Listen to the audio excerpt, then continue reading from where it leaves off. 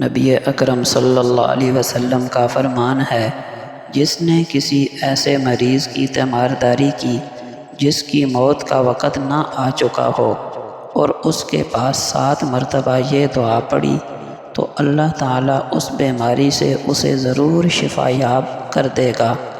دعا یہ ہے: اسأل اللہ العظیم رب العرش العظیم ان یشفیک۔ ترجمہ: میں عظمت والے اللہ عرش عظیم کے رب سے سوال کرتا ہوں کہ وہ تجھے شفا دے دے۔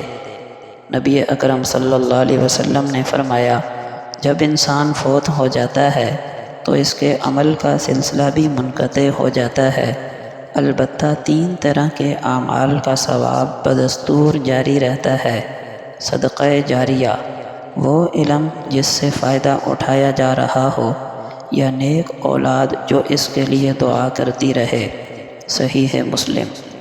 آپ صلی اللہ علیہ وسلم کا فرمان ہے، جس نے عشاء کی نماز باجماعت ادا کی اس نے گویا نصف رات قیام کیا، اور جس نے فجر کی نماز بھی باجماعت ادا کی اس نے گویا ساری رات قیام کیا۔ صحیح مسلم۔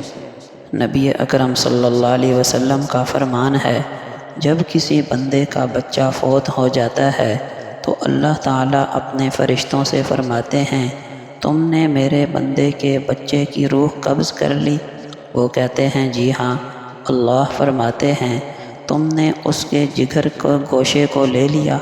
وہ کہتے ہیں، جی ہاں۔ اللہ تعالیٰ پوچھتے ہیں، میرے بندے کا کیا کہنا تھا؟ وہ کہتے ہیں، اس نے تیری تعریف کی اور انا للہ و انا الیہ راجعون پڑھا۔ اللہ تعالیٰ فرماتے ہیں، میرے بندے کے لیے جنت میں ایک عظیم الشان گھر بناؤ اور اس کا نام رکھ دو بیت الحمد۔